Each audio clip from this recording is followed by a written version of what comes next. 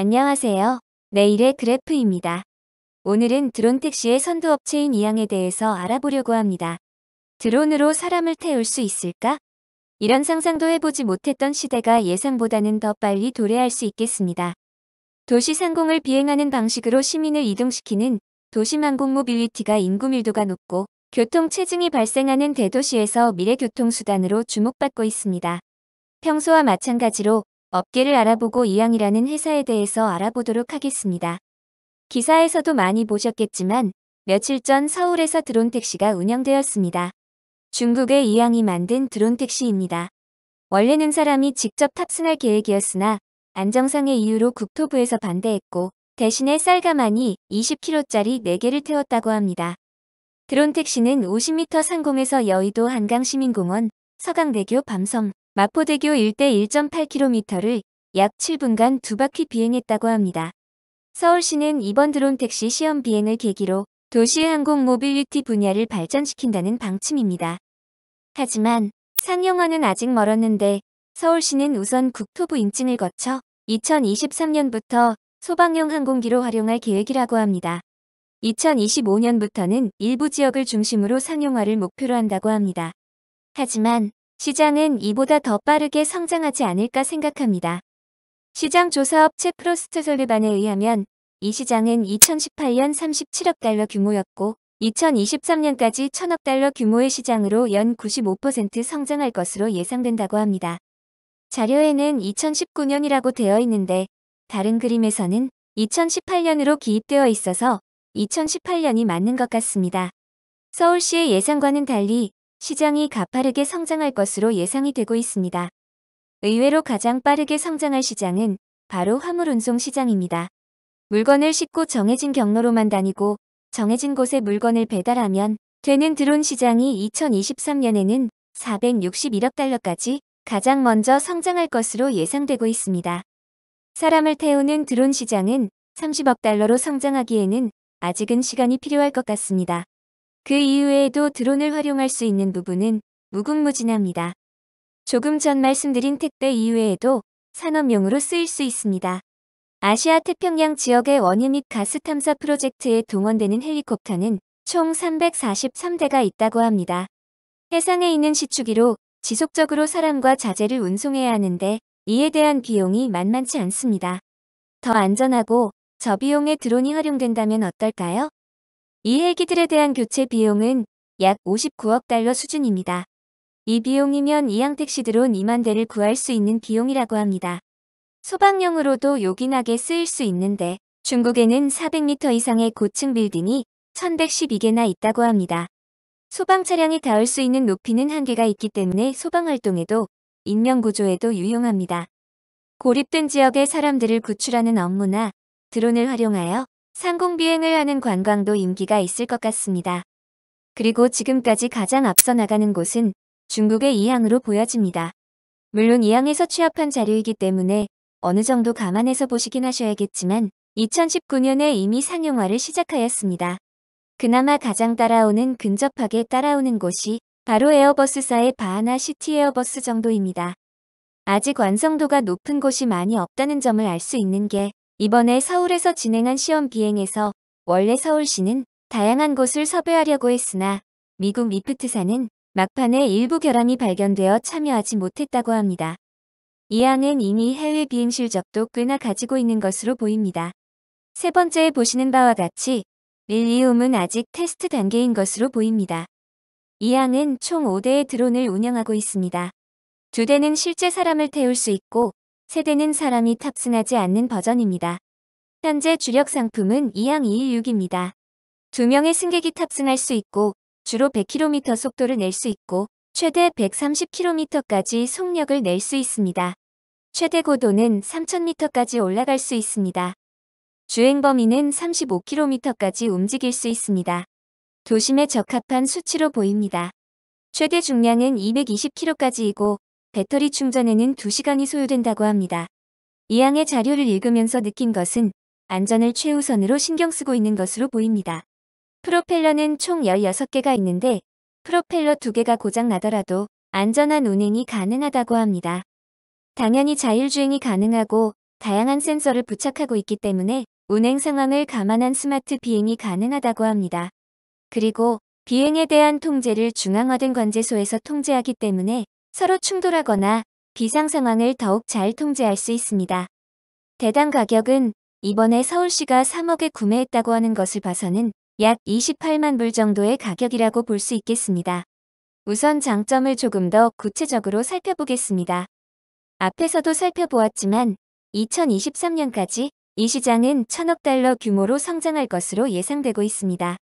교통 체증이 있는 도심을 택배 트럭들이 운전하고 인력들이 배송을 직접 하여 인건비를 지출하는 부분도 당연히 어느 정도는 계속 존재하겠지만 향후에는 이 드론 택시 시장도 충분히 수요가 있을 것으로 보입니다. 지정된 루트를 줄줄이 따라가는 택배 드론의 행렬을 보는 게 멀지 않은 시점에 이뤄지지 않을까도 상상해봅니다. 5G와 연결된 세상에서 사물들이 더욱 유기적으로 움직이는 세상이 올 것입니다.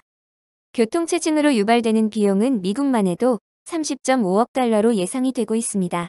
게다가 교통사고로 인한 사망자 수도 1년에 125만 명 수준이라고 합니다. 특히 자동차에 대한 소유가 증가하고 있는 중국과 인도에서는 20만 명이 넘는 사람들이 매년 죽고 있습니다. 사회의 비효율성을 상당 부분 해결해 줄 수 있는 좋은 대안이 될 것입니다. 만약 다른 시장에서 늦게 도입된다고 하더라도 굉장히 도전적인 정신으로 무장된 중국에서는 더욱 빠르게 도입될 것으로 보입니다.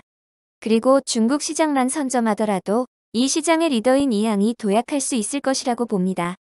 2023년 예상 1,000억 달러 중 중국은 무려 48%인 498억 달러 시장을 차지할 것으로 예상됩니다. 짧은 기간이지만 손익계산서를 살펴보면 매출은 연간 80% 이상 성장하고 있습니다. 2018년 전년 대비 98%, 2019년 전년 대비 80% 성장하였습니다. 회생 막대반은 매출 총이익인데 매출 총이익 마진율도 2018년 50%, 2019년 58%로 생산 효율이 어느 정도 올라온 것 같습니다. 충분히 수량만 늘어날 수 있다면 영업이익도 조만간 흑자로 전환할 수 있지 않을까 생각해봅니다. 상당 부분 기술도 인력도 갖추고 있기 때문에 비용이 예상만큼 많이 들고 있지는 않은 것 같습니다. 최근에는 공장 확장도 진행하였습니다. 2019년 당기순 손실은 700만 불로 연간 약 1,000만 불 정도로 현금을 태우고 있다고 보면 될 것 같습니다.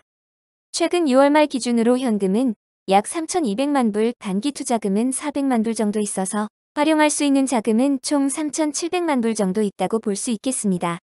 현재로서는 2년 정도는 추가적인 자금 없이도 사업을 영위하는 데 무리는 없어 보입니다. 다만 생산량을 높여야 할 시간이 온다면 추가 자금에 대한 수요가 있을 수도 있겠습니다. 이 시대의 이항이 굉장히 잘 어울리는 것은 바로 전기 배터리로 구동된다는 것입니다. 충전도 태양광으로 할 수 있기 때문에 신재생 에너지를 중심으로 선순환 시스템이 돌아갈 수 있습니다. 환경까지 고려하는 점은 중요한 매력 포인트 같습니다. 네 번째는 바로 선주문 내역입니다. 2019년 5월에는 DHL과 중국 도심에서 라스트마일 배송을 한 택배 드론을 공동으로 출시하기로 전략적 파트너십을 체결하였습니다. 조금 오래전이긴 하지만 2017년 두바이 국토부와도 이항 드론 택시 출시를 위해 협약을 맺기도 하였고 그 전인 2016년에는 장기 인도를 위해 1,000대의 선주문을 받기도 했습니다. 이외에도 공중 앰뷸런스 개발을 위한 프로젝트에도 참여하고 있고 소방 드론도 출시하였습니다. 마지막으로 생각해 볼 수 있는 장점은 바로 락인 효과입니다. 이항은 단지 드론만 파는 것이 아니라 이와 관련된 제반 인프라를 같이 판매할 수밖에 없습니다. 드론들이 공중에서 자율비행을 하더라도 이를 종합적으로 통제할 수 있는 관제 시스템이 필요합니다. 여러 드론들이 다른 시스템을 차용하여 비행을 하면 공중교통체제가 오히려 혼란이 더 가중될 수도 있겠습니다. 충전 및 주차를 위한 인프라도 갖춰야 합니다. 유저들이 손쉽게 사용할 수 있는 소프트웨어와 인터페이스까지 패키지로 제공됩니다. 한번 이항 체제를 쓰겠다고 마음을 먹으면 어느 정도는 이 체제를 장기적으로 사용할 수밖에 없을 것으로 보입니다. 단점도 살펴보겠습니다. 결국 드론 택시가 상용화되기 위해서는 각국에서 규제가 풀리고 드론 택시가 허용이 되어야 합니다. 중국은 경로에 대해 군의 허가를 받아야 하고 중앙정부, 지방정부까지 3단계로 허용이 되어야 합니다. 아직은 시범적으로만 허용을 하고 있는 상황으로 보입니다. 유럽은 2019년 7월 소형 수직 이착륙 드론에 대해 특별 지침을 만들었습니다. 미연 방한공국은 나사와 관련 지침 구축을 위해 협업하고 있는 상황입니다. 결국 규제가 풀려야 시장이 열리는데 이 불확실성이 언제 풀릴지 장담하기는 어려울 것 같습니다. 이외에도 5G 네트워크가 구축되어야 실시간 자율비행에 대한 통제가 가능하고 보다 세밀한 관제가 가능할 것입니다. 드론 택시의 소음도 문제인데 이항 216의 소음 수준은 90dB로 헬리콥터 아래 수준이지만 아직은 시민들이 불편해할 정도라고 합니다. 이항 측은 75dB까지 낮추는 것이 목표라고 합니다. 드론 택시가 상용화되는 시대가 언젠가는 올 것이라고 생각합니다. 어렸을 때 보았던 공상 과학 만화가 생각이 납니다. 하지만 아직 대량 생산 단계 그리고 본격적인 매출의 발생까지는 상당한 시일이 소요될 것으로 보이고 산발적으로 오르고 내리고를 반복할 것 같습니다. 현재 시가총액은 약 6억 달러로 잘 나가는 전기차들 대비 시가총액이 매우 낮습니다. 전 12개월 대비 매출로는 약 29배 정도이고 향후 12개월 대비로는 10배로 밸류에이션이 현재 적정한 수준에 와 있는 것으로 보입니다. 저는 자금의 일부만 넣었는데 굉장히 장기적으로 가져갈 생각을 하고 있습니다. 본격적인 상승을 보기까지 예상보다 긴 시간이 걸릴 수 있다는 점을 감안할 필요가 있겠습니다. 장기적으로 보유할 자신이 있다면 좋은 수익으로 보답하지 않을까 생각합니다. 오늘도 들어주셔서 감사합니다.